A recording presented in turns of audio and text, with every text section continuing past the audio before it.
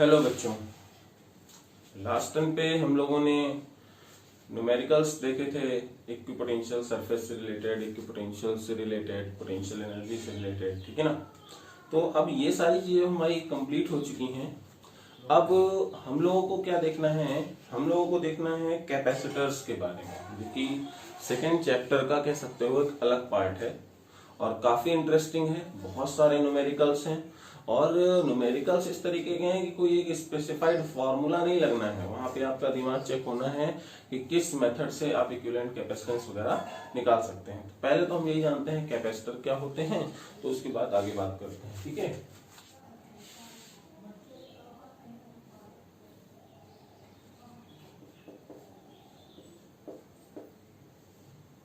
हाँ, तो कैपेसिटर्स क्या होते हैं तो मैं आपको बताऊं कि बेटा अभी तक हम लोगों ने देखा ना कि चार्ज को स्टोर करते थे, ठीक है ना। तो कोई भी एक ऐसी डिवाइस जिसमें चार्ज स्टोर हो रहा है उसको हम लोग कैपेसिटर बोलेंगे, चाहे वो एक कंडक्टिंग स्फीयर हो, कंडक्टिंग प्लेट हो, ठीक है ना। जहां पे भी हम चार्ज लेके जाते थे, सपोज हमने क्या किया, ये कंडक्टिंग स्फीयर लिया और यहाँ पे हमने आके चार्ज दिया, तो वो कंडक्टिंग स्फीयर क्या करता था, सरफेस में चार्ज को लिए रहता था, ठीक है ना। सरफेस में चार्ज को रखे रहता था और अगर एयर के मॉलिक्यूल्स इसको आयनाइज मतलब कि नहीं आकर के इलेक्ट्रॉन्स आते थे यहाँ पे, तो ये चार्ज हमेशा बना रहेगा, मतलब ये चार्ज को स्टोर करके रख सकता है। तो ये क्या कहलाएगा, ये जो कंडक्टिंग स्फीयर या हॉलो जो भी हमारे पास सेल है, ये सब कहलाएंगे कैपेसिटर। इसी तरह से प्लेट जो होती हैं, अगर प्लेट में आपने पॉजिटिव चार्ज दे दिया, वो भी क्या कहलाएंगी, कैपेसिटर्स ही कहलाएंगी। एक आपने कंडक्टिंग रॉड दे दिया, उसमें अगर आ जाएगा, उसमें भी क्या होगा, उसमें भी कैपेसिटर्स ही कहलाएंगे, ठीक। तो जब कैपेसिटर्स ही हैं तो हम लोग इनका जो बेसिक डेफिनेशन है, कैरेक्टरिस्टिक्स है, वो है कैपेसिटेंस। कैपेसिटेंस ये क्या होता है, ये देखना बहुत जरूरी है कि व्हाट इज कैपेसिटेंस। तो capacitance is the term which is used to tell how much capacity it have, ठीक है ना, कि इसके पास कितनी कैपेसिटी है चार्ज को स्टोर करने के लिए, वो कैपेसिटी जो होगी वो कहलाएगी कैपेसिटेंस, ठीक है। जब ये हो गया तो भाई आगे बढ़ते हैं कि कैसे डिनोट करते हैं, क्या सारी चीजें होती हैं वो बताया जाए, ठीक है। तो बेटा जरा ध्यान से सुनो, इसी में मैं करके बताता हूँ। सपोज ये मेरे पास इसका सेंटर 0 था और रेडियस r है। अब मैं यहाँ पे जब चार्ज देता जाता हूँ तो जरा बताओ, सरफेस में चार्ज Q बढ़ रहा है, ठीक है, और जब Q चार्ज बढ़ रहा है तो पोटेंशियल भी बढ़ रहा है, ठीक है ना। तो Q जो है वो किस पे है, देखो पोटेंशियल, ये लिख सकते हैं हम लोग। बुक्स में आपको क्या लिखे मिलेगा, ये लिखा मिलेगा, ठीक है। बुक्स में आपको ये लिखा मिलेगा कि पोटेंशियल बढ़ाते हैं तो सरफेस में चार्ज बढ़ता है। क्या ऐसा है क्या? नहीं, पहले आप चार्ज लेकर के आए हो, आपने क्या इंक्रीज किया है, चार्ज इंक्रीज किया है, तब पोटेंशियल इंक्रीज हुआ है। तो ये लॉजिकली ये सही, ठीक है। फिर भी कोई बात नहीं, प्रोपोर्शनल ले लेते हैं। तो अब जब इस तरह करते जाएंगे, मतलब चार्ज की वैल्यू बढ़ाते जाएंगे तो पोटेंशियल की वैल्यू बढ़ती जाएगी। एक टाइम ऐसा आएगा, इतना ज्यादा चार्ज सरफेस में हो जाएगा कि वो लेने से क्या कर देगा, मना कर देगा कि अरे भाई अब बहुत हो गया, अब मेरे पास जगह नहीं। मान लो उसने ऐसा इतना खूब सारा चार्ज यहाँ पे दे दिया गया, ठीक है, और जब खूब सारा चार्ज दे दिया गया तो यही हुआ कि भाई अब मत दो, अब मेरे पास जगह नहीं है। मतलब अब उसकी एक लिमिट जो थी चार्ज लेने की, वो क्या हो चुकी है, खत्म हो चुकी है, ठीक है। तो अब कैसे पता चलेगा कि कितने चार्ज में कितना बोलेगा कि नहीं हाँ नहीं लेना। तो यहाँ पे प्रोपोर्शनलिटी कांस्टेंट एक आ जाएगा, मैं यहाँ पे कांस्टेंट लूंगा 1/c, तो Q is equal to CD हो जाएगा, या आपको अगर फॉर्मूला तैयार होता है तो Q/V कर दीजिए। मैं आपको सजेस्ट करूंगा कि एक फॉर्मूले पे जाएं, चाहे इस पे जाएं चाहे इस पे जाएं, क्योंकि कई बार बच्चे कंफ्यूज हो जाते हैं कि Q is equal to C/V था या Q is equal to CV था। तो इस तरह से आपको कंफ्यूज नहीं होना है। Q is equal to CV मुझे हमेशा याद रहता है, तो आप इसी को याद कर लीजिए, ठीक है। अगर इनमें जाते हो कि बुक्स के अकॉर्डिंग जाते हो तो यहाँ एक कॉन्स्टेंट C ऑटोमेटिकली आ जाएगा, ठीक है ना। यहाँ पे करेंगे तो 1/c कॉन्स्टेंट्स है, लेने का मतलब नजरिया है, कोई भी ले सकते हैं, लेकिन ये है जो फॉर्मूला है वो यही लाना है, लॉजिकली ये सही है। तो 1/c ही कांस्टेंट को लिया जाएगा, Q is equal to CV निकल के आएगा, ठीक है। अब जहां पे ये C क्या है, यहाँ पे C जो है वो है कैपेसिटेंस। ये जो सी है ये क्या होगा, कैपेसिटेंस कहलाएगा। ठीक है, और डिनोट किससे करेंगे, स्मॉल सी से डिनोट करेंगे। ठीक, अब इसकी यूनिट क्या है, इसकी यूनिट क्या होगी, यहाँ पे यूनिट है फैरेड, फैरेड यूनिट है जिसको हम लोग एफ से डिनोट करेंगे। ठीक, और इस क्वांटिटी कैसी है, ये क्वांटिटी, ये स्केलर क्वांटिटी है। ठीक, और डायमेंशन, डायमेंशन क्या होगी, तो dimension Q is equal to C होता है, C is equal to Q by V, यानी Q बाई V। और V की डायमेंशन आपको पता होगी, नहीं पता है तो जल्दी से साइड में देख लिया करते हैं, V is equal to W by Q formula होता है। ठीक, तो कितना हो जाएगा, ml square T minus 2 upon A T, तो ये हो जाएगा ml square T minus 3 a minus 1। तो बस यहाँ पे हम लोग देखो रखते हैं, चार्ज के लिए AT रख दिया, तो ये हो जाएगा ml square T minus 3 a minus 1। तो कितना निकल के आ जाएगा, ये आएगा m माइनस 1 l माइनस 2 और t नीचे है, ऊपर आ जाएगा प्लस 4 और a यहाँ पे आ जाएगा। This is the dimension of capacitance. ठीक है, this is the dimension of capacitance. कितना है, इधर भी साफ साफ लिख देता हूं, आ जाएगा m minus 1 l minus 2 t की पावर 4 a की पावर 1। ठीक, अब हम लोग देखते हैं कैपेसिटेंस ऑफ स्फेरिकल कंडक्टर, है ना, कैपेसिटेंस ऑफ स्फेरिकल कंडक्टर। जो हमने अभी ये कंडक्टर लिया था, इसका कैपेसिटेंस आखिर कितना होगा सर, कब वो मना करेगा, ये बताइए आप हमें। ठीक, तो जैसे हम लोगों ने ये लिया था, ठीक, तो यहां से ये आर रेडियस थी, चार्ज हम लोग कितना दे दिए थे, चार्ज दे दिए थे, सपोज हम लोगों ने यहाँ पे क्यू चार्ज दिया है, तो पोटेंशियल यहाँ पे कितना होगा, के क्यू बाई आर होगा। वी नो दैट, हम लोग क्या जानते हैं, हम लोग जानते हैं capacitance C is equal to Q by V. तो V की वैल्यू को उठा करके पुट कर देंगे, के क्यू बाई आर, तो आर ऊपर चला आया। ठीक है, क्यू से क्यू कैंसिल आउट, के की वैल्यू को भी अगर मैं रखूं तो के की वैल्यू क्या होगी, 1 अपॉन 4 पाई एप्सिलॉन नॉट, तो यहां से C कितना आ जाएगा, 4 pi epsilon not into capital R। This is the expression of capacitance of spherical conductor. ठीक है ना, तो हम क्या देख पा रहे हैं, वेरी इंपॉर्टेंट पॉइंट यहाँ पे क्या है, हम लोग यहाँ पे देख पा रहे हैं capacitance only depends on radius. ठीक है ना, मतलब अगर मैंने यहाँ पे देखा कि मेरे पास एक ये है कैपेसिटर जिसकी रेडियस r है और एक मेरे पास ये स्फीयर है जिसकी रेडियस 2r है, तो कैपेसिटी भी क्या होगी, इसकी ज्यादा होगी और इसकी कम होगी। हम लोग कह सकते हैं जो कैपेसिटेंस होगा, capacitance of sphere is directly proportional to radius. ठीक है ना, यानी अगर C1 by C2 can be written as R1 by, केवल रेडियस पर डिपेंड कर रहा है, does not depends on charge और पोटेंशियल, कि कितना चार्ज ले पा रहा है वो कितना होगा। तो ऐसा कोई यहाँ पे मतलब नहीं है कि अगर इस तरह से मान लो इस तरह से किया होता कि यहाँ पे 2Q चार्ज है, ये Q चार्ज है, या इस तरह से रख सकते हैं, यहाँ पे देखते हैं ये Q चार्ज है, ये 4Q चार्ज है।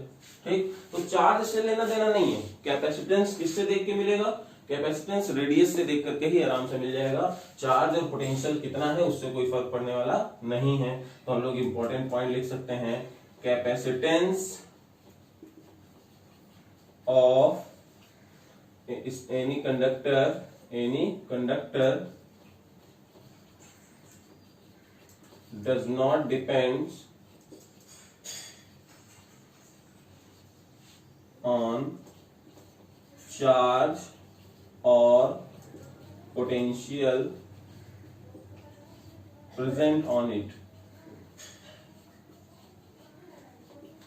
क्योंकि कैपेसिटी तो क्या है ना, कि मतलब जैसे मान लो मैं हूं ठीक है। तो मेरी भूख कितनी है ये मेरी इंटरनल फीचर पे डिपेंड करेगा ना, इस पे थोड़ी ना डिपेंड करेगा कि नहीं सामने वाला खाना कैसा है। ठीक है, मतलब अगर मैं बहुत भूखा हूं तो सामने कुछ भी आएगा वो खाया जाएगा, और जितनी लिमिट में होता है उतना ही खाया जाएगा। ठीक है ना, तो जो कैपेसिटी है वो एक इंटरनल प्रॉपर्टी की तरह है, वो चार्ज और पोटेंशियल पे डिपेंड नहीं करेगी, वो सिर्फ और सिर्फ अपने शेप एंड साइज पे डिपेंड करती है।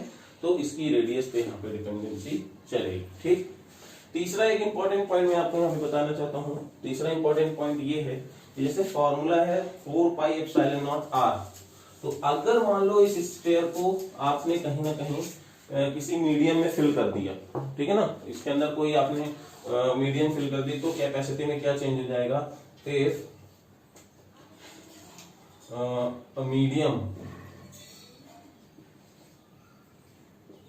Medium is filled in hollow sphere।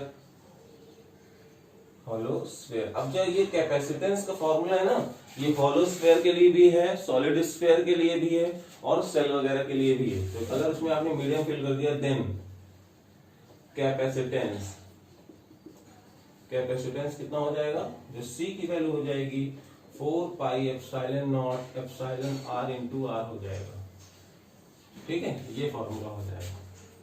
ठीक, आगे बढ़ते हैं। अब जरा जैसे मान लो यहाँ बात करूं मैं कि सर रेडियस बड़ा होने से कैपेसिटी की वैल्यू ज्यादा होगी, तो मान लो अगर मेरे पास अर्थ है, अर्थ को एक कंडक्टर की तरह हम लोग ट्रीट करें, तो कितनी कैपेसिटी होगी जरा ये बताना। तो हम लोग यहाँ पे देखने जा रहे हैं कैपेसिटेंस ऑफ अर्थ, तो अगर हम लोग कैलकुलेट करें तो जरा देखते हैं रेडियस कितनी होती है अर्थ की, 6400 किलोमीटर। ठीक है, तो C इज इक्वल टू क्या होता है formula, 4 pi epsilon not into r। तो अब जरा देखो, आपने देखा है कि 1/4 पाई एप्सिलॉन नॉट की वैल्यू कितनी होती है, 9 इंटू 10 पावर 9। ठीक है, तो यहाँ पे जरा हम लोग देखें तो कितना हो जाएगा, रेडियस हो जाएगी 6400 किलोमीटर, मतलब 10 पावर 3 अपॉन 9 इंटू 10 पावर 9। ठीक है, तो जब हम लोग इसको सॉल्व करेंगे तो ये मिलता है 711 माइक्रो फेरेड। अब जरा सोचो बेटा कि फेरेड कितनी बड़ी यूनिट है, फेरेड इतनी बड़ी यूनिट है कि अर्थ जैसे बड़े रेडियस के स्फीयर के पास भी 1 फेरेड कैपेसिटेंस नहीं है, उसके पास कितना है, 711 माइक्रो फेरेड कैपेसिटेंस है। तो इसका मतलब क्या कह सकते हैं, एक कंक्लूजन पे पहुंच सकते हैं हम लोग कि सर अगर कभी न्यूमेरिकल में मेरा जो आंसर आएगा केवल 5 फेरेड, 10 फेरेड या 520 फेरेड आ रहा है, इसका मतलब मेरा न्यूमेरिकल क्या है, गलत है, क्योंकि हमेशा जो आपका कैपेसिटेंस आएगा वो माइक्रो फेरेड में या मिली फेरेड में आएगा। माइक्रो फेरेड मतलब 10 पावर -6, ठीक है, मिली बोले तो 10 पावर -3। तो इस तरीके से आपके जो कैपेसिटेंस है निकल के आने चाहिए। तो अभी हम लोगों ने क्या पढ़ा, स्फेरिकल कंडक्टर जो थे उनकी हम लोगों ने कैपेसिटेंस के बारे में बात किया था। अब हम लोग बात करते हैं पैरेलल प्लेट कैपेसिटर्स के बारे में। किसके बारे में, पैरेलल प्लेट कैपेसिटर्स के बारे में बात करते हैं। अब हम बात करते हैं पैरेलल प्लेट कैपेसिटर्स की। ठीक है, पैरेलल प्लेट कैपेसिटर्स।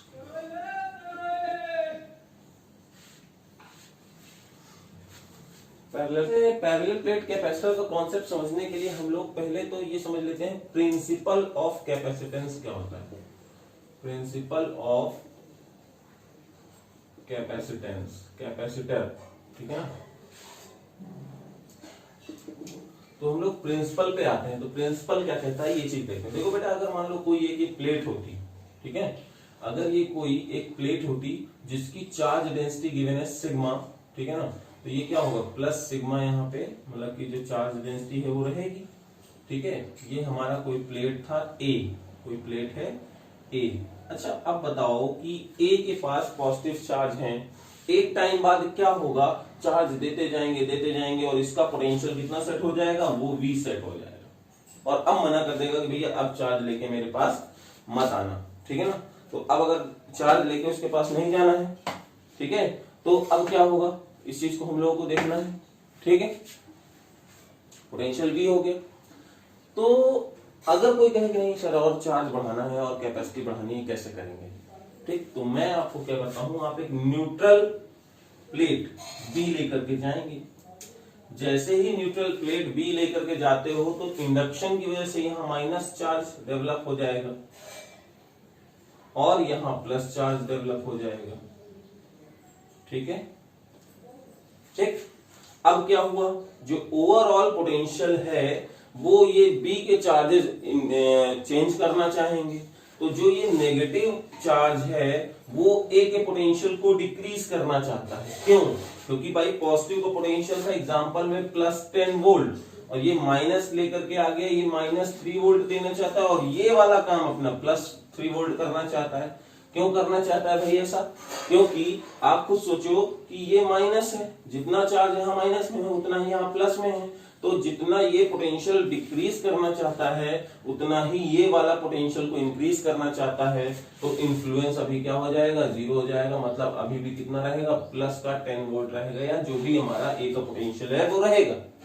ठीक, लेकिन अगर आपने इसको कर दिया ग्राउंडिंग, इसको अर्थिंग कर दी, जैसे ही आपने इसको अर्थिंग की आपने क्या देखा कि ये पॉजिटिव चार्ज क्या हो गया, ये पॉजिटिव चार्ज फिनिश हो गया, खत्म हो गया। तो यानी अब हम लोग क्या देखेंगे, हम लोग ये देख रहे हैं कि माइनस 3 वोल्ट अपना काम करेगा, लेकिन प्लस वाला तो चार्ज क्या हो चुका है, खत्म। ये माइनस नहीं गायब होगा। अब जैसे मैंने आपको बताया था ना कि जब अर्थिंग करते हैं तो चार्ज जो होता है सरफेस का पूरा अगर ग्राउंड में चला जाता है तो उसी सरफेस पे जाएगा, इस माइनस को नहीं लेके जा पाएगा, क्योंकि ये जो पॉजिटिव है इस पूरे माइनस को अपनी तरफ अट्रैक्ट किए हुए है, होल्ड किए हुए है। ठीक है, तो अब यहां से कितना आ गया, यहां से आ जाएगा 7 वोल्ट। मतलब अब जैसे ही प्लेट को हम लोग पास लेकर के आए तो हमने क्या देखा कि ये माइनस ने क्या कर दिया, ओवरऑल सिस्टम के पोटेंशियल को डिक्रीज कर दिया। मतलब अभी इसके पास और चार्ज लेने की कैपेसिटी क्या हो गई, आ गई है। तो इसीलिए पैरेलल कैपेसिटर्स जो है बहुत वाइडली यूज किए जाते हैं। पैरेलल प्लेट कैपेसिटर को ही हम लोग ज्यादातर यूज करते हैं। स्फेयर तो कंडक्टिंग स्फेयर जो था वो भी कैपेसिटर था, ठीक है, लेकिन उसकी कैपेसिटी को इंक्रीज करने के लिए हम लोगों को क्या करना पड़ा, इंडक्शन वाले मेथड को और यूटिलाइज करना पड़ा, जिसकी वजह से पूरे सिस्टम की कैपेसिटी क्या हो सकती है, इंक्रीज की जा सकती है। ठीक है, तो इसलिए हम लोगों ने क्या किया, ये इस सिस्टम का अरेंजमेंट को लेते हैं और ये कहलाता है पैरेलल प्लेट कैपेसिटर्स। अच्छा, अब ये जो माइनस, ये जो प्लस चार्ज है ना, इस माइनस को देख के ये भी इधर ही आ जाएगा, तो ओवरऑल जो मेरा कैपेसिटर होगा वो ये प्लस और इधर माइनस होगा। और एक बात याद रखना, जितना, ठीक है, जितना हम लोगों के पास यहाँ पे चीजें आएंगी ये एक कैपेसिटर्स की तरह डिनोट किया जाएगा, ये पैरेलल प्लेट कैपेसिटर हो जाएगा। ठीक है, पैरेलल प्लेट कैपेसिटर। ठीक, तो ये यहां से इसका प्रिंसिपल होगा और थ्योरी जो है नोट्स में आपकी गिवन है, तो आप उसको देखिएगा। अब हम बात करते हैं प्रिंसिपल, जब समझ गए तो आगे बढ़ते हैं कि इसका एक्सप्रेशन क्या होगा कैपेसिटेंस का। जैसे हम लोगों ने स्फेयर के लिए देखा था, तो वहां कितना निकल गया, 4 पाई एप्सिलॉन नॉट आर निकल गया, तो यहाँ क्या निकलेगा। ठीक है, अब जैसे मान लो ये कोई है, यहाँ प्लस सिग्मा होगा तो यहाँ माइनस सिग्मा होगा, ये कंफर्म है। चार्जेस हमेशा अपोजिट इंड्यूस्ड होते हैं। ठीक, ये चीज हो जाएगी। और मान लेते हैं इन दोनों के बीच की डिस्टेंस कितनी है, डी है।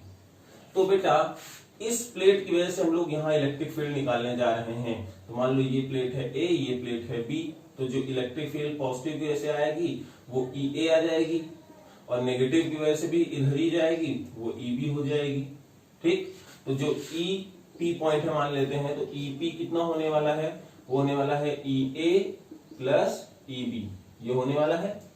ठीक है, तो ये कितना हो जाएगा, sigma upon 2 epsilon not, sigma upon 2 epsilon naught, तो कितना आ जाएगा, सिग्मा अपॉन एप्सिलॉन नॉट। बीच की जो इलेक्ट्रिक फील्ड आ जाएगी वो ये हो जाएगी। ठीक, अच्छा, अब ये तो ग्राउंड कर ही चुके थे आप, तो यहाँ पे हम कह सकते हैं जो भी पोटेंशियल होगा वो V होगा, और यहां तक जाने में 0 हो गया।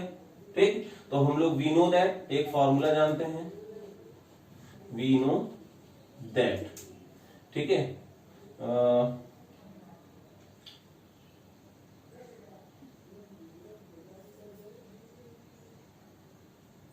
E is equal to minus dv by dx, ठीक है, तो minus dv e into dx, ठीक है, तो कितना हो जाएगा 0 minus v e into dx, ठीक है, तो अब यहां से कितना हो जाएगा, ये हो जाएगा v sigma by epsilon not into D हो जाएगा, ठीक है।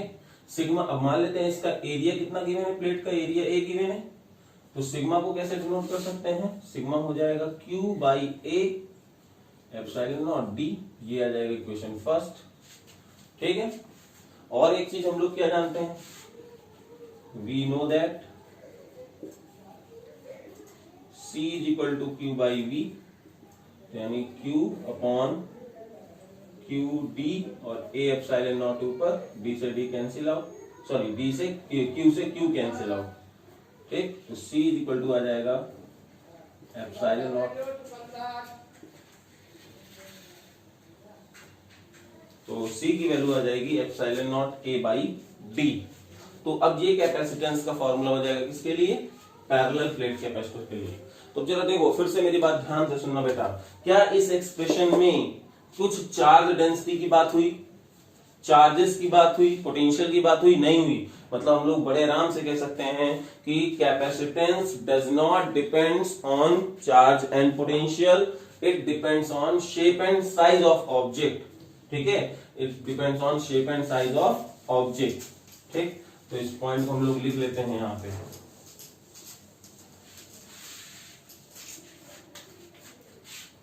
Capacitance of any capacitor does not depends on charge or potential,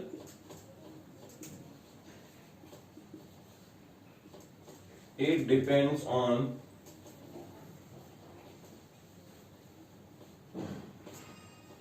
shape and size of capacitor,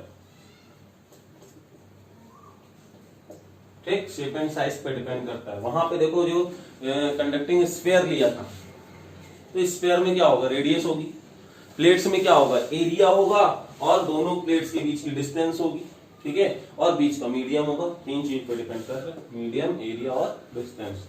अब किस तरह से डिपेंड कर रहा है वो चीज मैं आपको दिखाता हूं।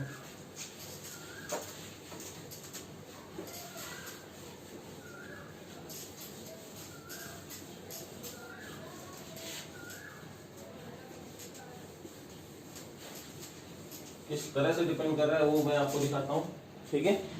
जैसे देखो बेटा, पहले के टाइम में आपने जो देखा होगा, जो इन्वर्टर की बैटरी होती थी वो कुछ इस तरह की होती थी। मतलब क्या होता था, हाइट जो है वो बहुत कम होती थी और लेंथ जो थी वो ज्यादा होती थी, ठीक है। तो अब उससे क्या हुआ, और ये मान लीजिए आपका डाइलेक्ट्रिक मीडियम था, मतलब कोई मीडियम है, एसिड वगैरह रहता था, जहां पे प्लेट्स जो होती थी वो डिप होती थी, ठीक है, इस तरह का काम था यहाँ पे, ठीक। अब अगर आज की डेट में बैटरीज को देखिए, तो इन्वर्टर की बैटरी कुछ ऐसी रहती हैं, ऐसी रहती हैं, घर में अगर रखी हो तो देखना आप, तो ऐसी रखी हुई है इन्वर्टर की बैटरी। अब चेंजेस क्या हुआ, जरा ध्यान से सुनना, वेरी इंपॉर्टेंट फॉर्मूला है, C is equal to epsilon naught A by D. Acid तो भाई देखो, चाहे जहां पे कौन सी बैटरी लोगे एसिड यूज करेंगे इनसाइड, तो मीडियम का भी हम लोग बात नहीं करते। एरिया के डायरेक्टली प्रोपोर्शनल और डिस्टेंस के इनवर्सली प्रोपोर्शनल है। यहाँ बेटा देखो, एरिया क्या था, कम था, तो कैपेसिटेंस के चांसेस क्या हो जाएंगे, कम हो जाएंगे। और ये लेंथ बढ़ी थी, ये लेंथ मतलब डी जो है वो भी बढ़ी है, तो भी क्या हुआ, कैपेसिटेंस की जो चांसेस हैं वो भी क्या हो जाएंगे, कम हो जाएंगे। तो ओवरऑल जो यहाँ की कैपेसिटी थी, यहाँ की जो कैपेसिटी थी चार्ज को स्टोर करने वाली, वो क्या थी, कम थी, ठीक है ना, लेस थी, कैपेसिटी कैसी थी, लेस थी यहाँ पे, ठीक। लेकिन अब यहां जरा देखो, यहां पे क्या खास बात देख रहे हैं हम लोग,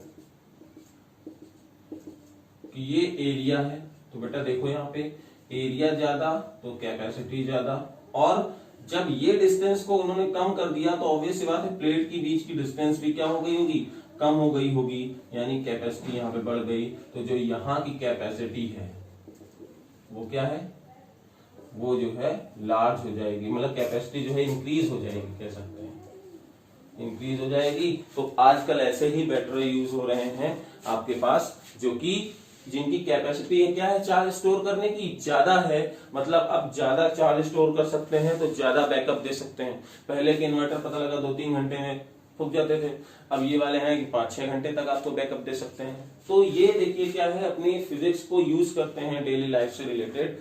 एक छोटा सा फॉर्मूला किसी के दिमाग में स्ट्राइक कर जाए तो क्या कर सकता है, चीजों को इम्प्रूव कर सकता है। इसीलिए टेक्नोलॉजीज क्या होती जा रही है, डे बाय डे इम्प्रूव हो रही हैं, कि कोई किसी को कमी कहीं से समझ में आई होगी और उसने उसको रेक्टिफाई करके और इम्प्रूव वर्जन में लेके आ गया। तो टेक्नोलॉजी हमेशा इम्प्रूव होती जा रही है, तो देखिए आप इसका यूज कर सकते हैं। ठीक है, तो ये तो हमारे थे पैरेलल प्लेट कैपेसिटर। अगर बाई चांस यहाँ पे कोई मीडियम आप इंट्रोड्यूस कर देते हो तो कैपेसिटेंस क्या हो जाएगी, epsilon R epsilon naught A by D.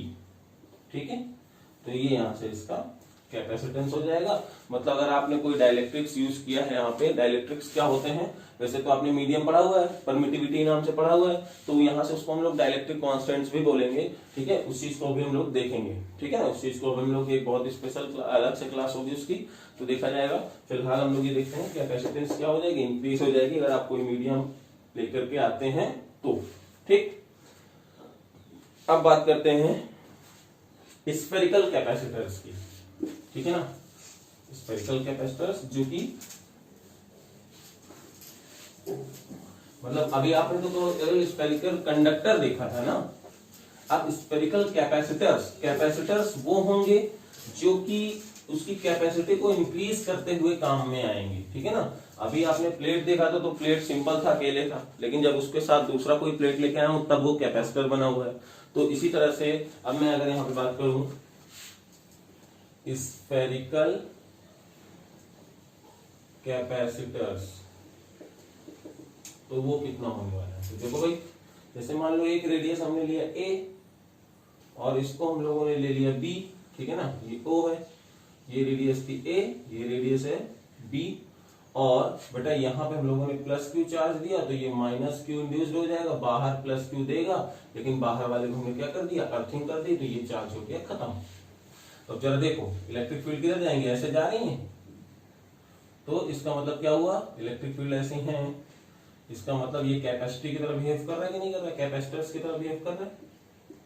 ठीक है, तो अगर कैपेसिटर्स की तरह बिहेव कर रहा है तो कितनी कैपेसिटी होगी इसकी ये बतानी है। ठीक, तो बेटा अब जरा देखो कैपेसिटी निकालने में मैंने आपको फॉर्मूला बता रखा है, minus dv is equal to E into D X, ये होता है।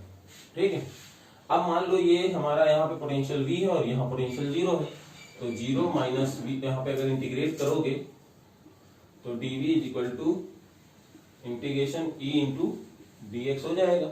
ठीक है, अब यहाँ से कितना हो जाएगा, ये जो dV होगा फाइनल तो 0 है, इनिशियल है V, तो ये कितना हो जाएगा 0 माइनस V। इलेक्ट्रिक फील्ड कोई एक डिस्टेंस हम लोग यहाँ से ले लेते हैं x पे, तो इसकी वैल्यू कितनी हो जाएगी, तो यहाँ पे इलेक्ट्रिक फील्ड हो जाएगी k q by x square dx, और लिमिट क्या होगी a से b, a से b। ठीक, तो ये हो जाएगा v माइनस 0 कर दो, कोई दिक्कत नहीं है, तो ये k q और यहां से क्या हो जाएगा माइनस 1/x आ जाएगा।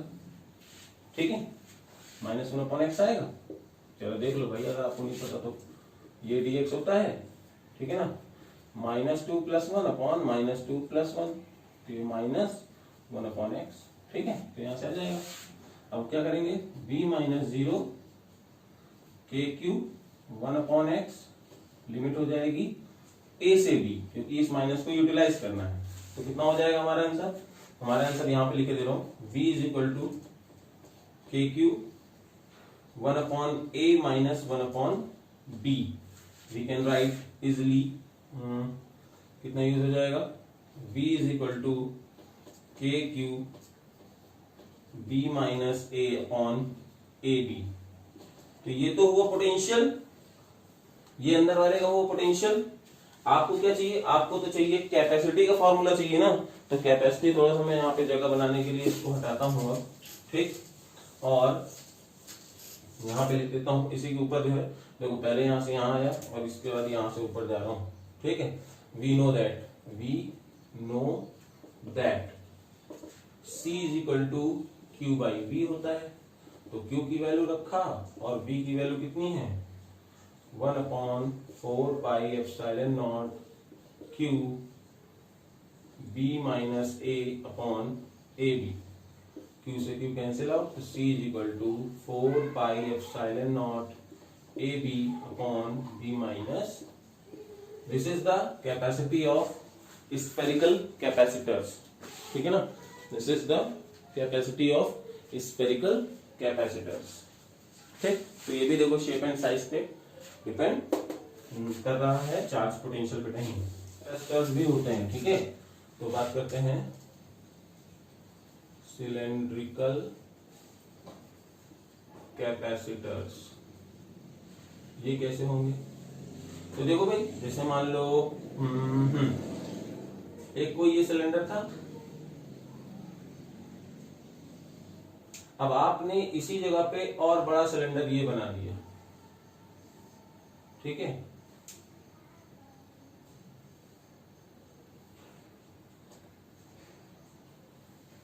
ठीक, अंदर वाले में चार्ज दे दिया प्लस का, और बाहर वाले में हो जाएगा यहां माइनस का,